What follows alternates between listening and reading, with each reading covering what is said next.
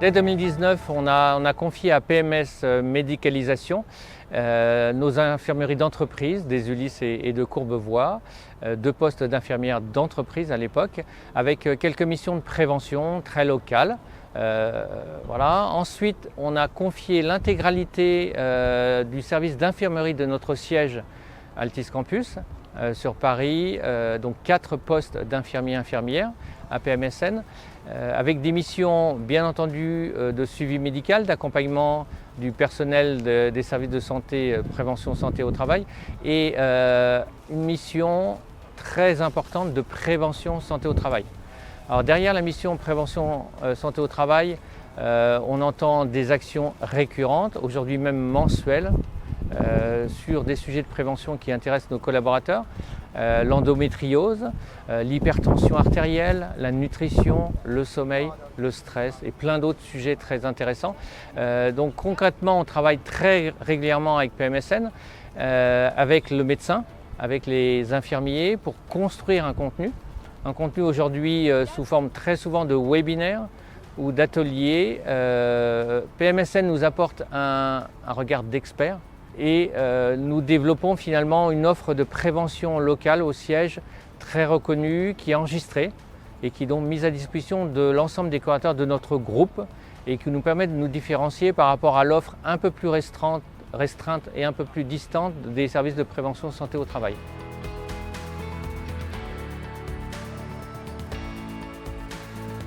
Tout à fait. Donc on travaille sur le suivi médical de nos collaborateurs avec les services de prévention santé au travail, donc Prevlink pour notre siège, pour le nommer. Alors la petite différence au-delà des obligations réglementaires, c'est qu'on a institué un dialogue hebdomadaire entre nos 2 médecins du travail et les infirmiers d'entreprise et l'entreprise que je représente pour préparer la prévention, analyser les signaux faibles, tirer les enseignements de nos processus, par exemple intervention sanitaire, évacuation de collaborateurs, voir si tout s'est bien passé. Donc prendre un peu de recul finalement, faire de la prévention primaire au maximum, regarder tous ces signaux faibles grâce finalement à cet échange permanent avec l'équipe médecin-infirmière. Ce qui est important aussi, c'est que cette relation de proximité nous permet finalement d'apporter côté employeur des informations très régulières à toute l'équipe médicale et PMSN pour une bonne compréhension des besoins des collaborateurs et de l'entreprise. Donc à travers une descente d'informations hebdomadaire, l'entreprise bouge très souvent. Il y a beaucoup d'informations à suivre, ce que ne pourrait pas faire un service de prévention santé au travail parce que les médecins ne sont pas en permanence dans nos locaux.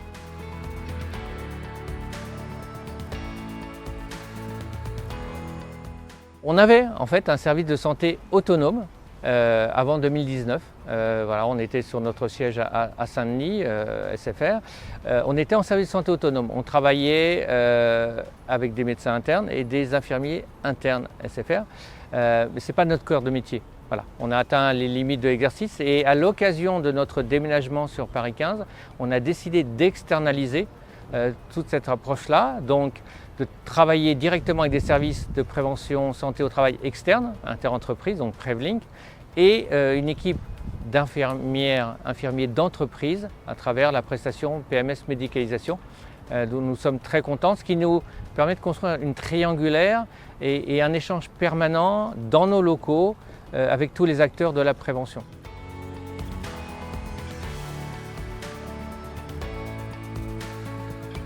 C'est un sujet très important aujourd'hui.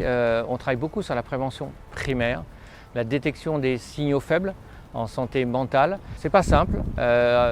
Aujourd'hui, on essaye de mettre en place des systèmes pour analyser ensemble en pluridisciplinaire, entreprises, infirmiers, médecins, tous les signaux faibles autour de la santé mentale et des risques psychosociaux de façon plus globale, sachant qu'une entreprise comme SFR est en permanence en train de changer. Voilà. Et donc on a des impacts humains en permanence à travers les nouveaux projets d'évolution.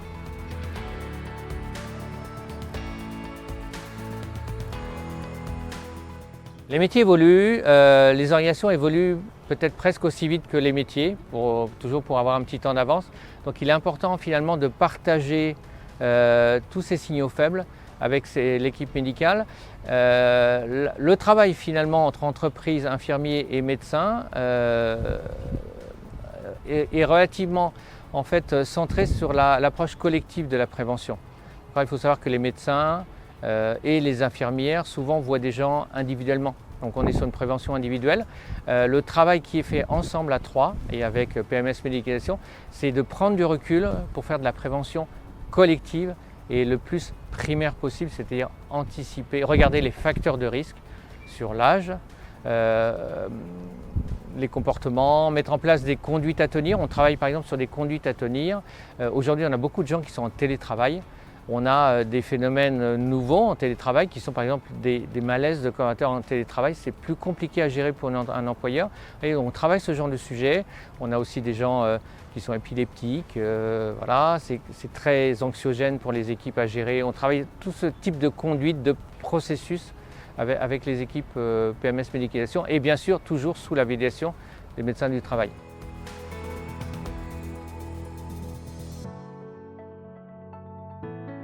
Le tertiaire alors on a une partie de risque physique dans les télécommunications par exemple, et il y a une certaine maturité sur l'approche de prévention des risques physiques. Voilà, l'approche des risques humains est encore plus immature. Il y a une vitesse en fait de changement dans les entreprises, c'est un enjeu vital pour les entreprises qui s'accélère. Aujourd'hui, le contexte actuel aussi fait que l'entreprise doit bouger et bouger. Et donc il y a une attention beaucoup plus importante maintenant sur les sujets de prévention primaire. Autre axe important, c'est qu'il faut aussi s'occuper du capital humain, des individus. Et en santé mentale, typiquement, c'est aussi faire le lien entre les problématiques perso et pro. La plupart des problématiques en fait sont mixtes, perso et pro dans les entreprises. Voilà, donc on essaye de travailler tout ça ensemble, de plus marquer les frontières entre le côté perso et pro, parce que quelqu'un qui ne va pas bien chez lui pour des raisons personnelles, n'ira pas bien au travail le matin en arrivant et on se doit finalement d'accompagner toutes ces personnes-là en prévention.